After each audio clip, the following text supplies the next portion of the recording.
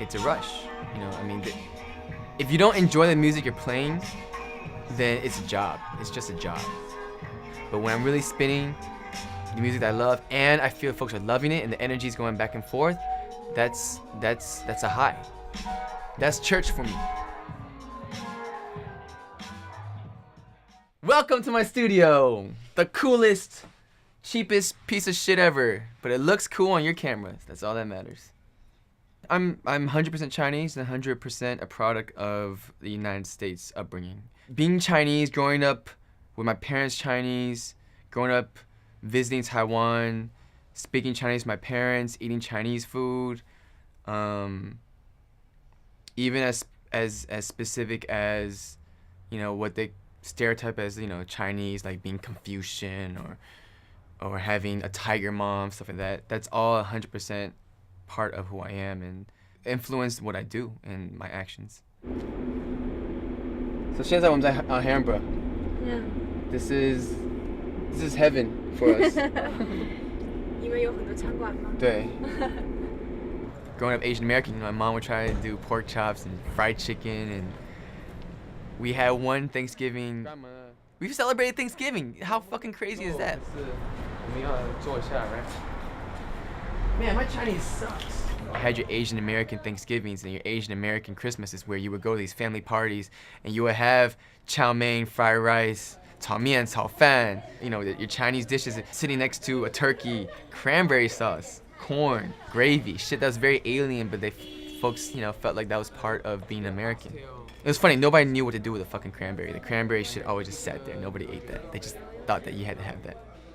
我16岁跟我父母去大陆，有去北京、南京、上海、香港、西安、敦煌。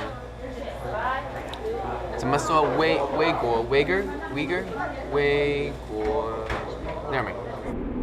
Well, I really want to, I want to be interviewed, 因为我觉得我有很多，我觉得有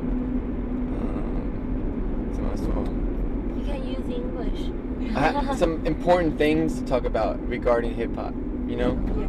因为 there's things that you need to talk about that deals with race and poverty in America. So race, you know, 黑人、白人、亚洲人. Poverty, you know, 很穷，还是很有钱. Those are the reasons. If you're talking about hip hop, you have to talk about those issues.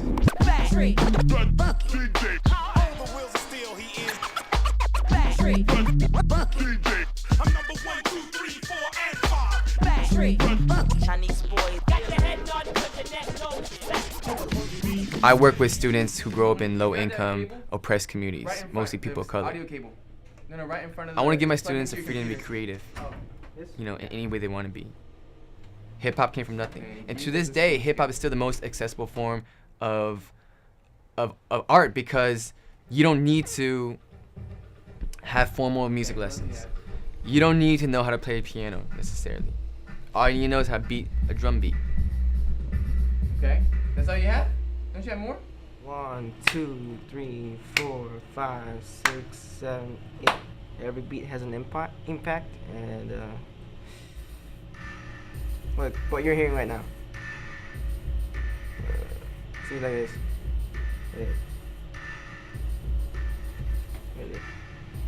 It's awesome. Yeah, it's awesome! I mean, if you don't want it, you don't need a studio. Because hip-hop, at the end of the day, started not as a recorded art form, but as a community gathering event, a party, a jam session. D.A. Patrick, you're a whack kid. What are those shoes that you're wearing, kid? I spit these hot lyrics out my head and I think I'ma do it again because I am a Filipino. You're a Chinese kid, you're a Chino.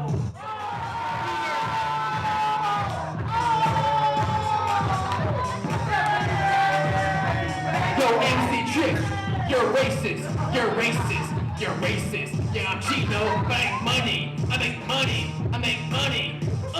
My reaction to the stereotypes of Asian American, Asian males being unassertive, unaggressive, you know, a lot of that is a lot of how I'm really loud and obnoxious and whatnot. It's a reaction to that.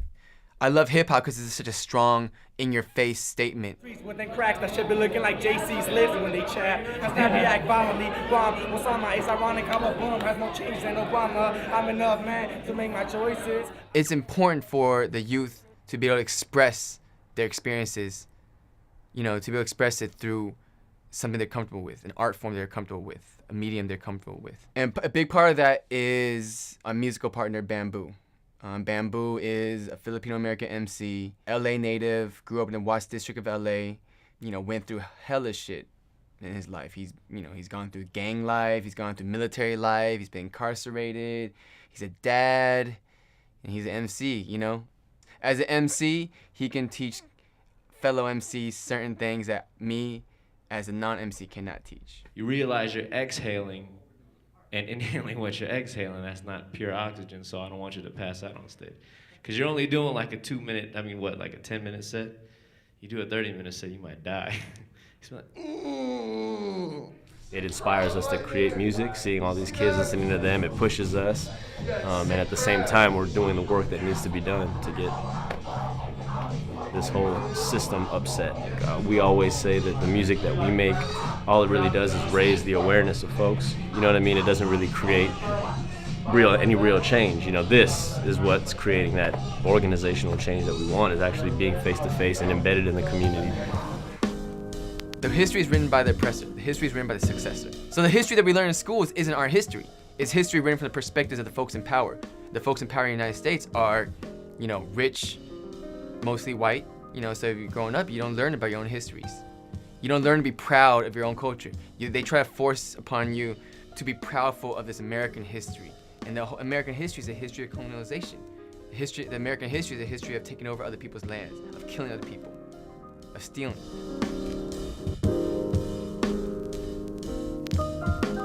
California is Mexico. California was stolen from Mexico. How ironic is it that the Mexican-American kids in school are learning about and being taught to be proud of the folks who stole their land? How fucking crazy is that? That's the shit that our youth are going through. That's the shit that the black kids are learning. They learn about slavery, yes, but they learn also that it's been over. The history books tell us that, civil rights happened in '65, it's all good now. Obama's president, it's all good now. And that's bullshit. Mainly, I teach people to teach themselves, to think for themselves, to think critically.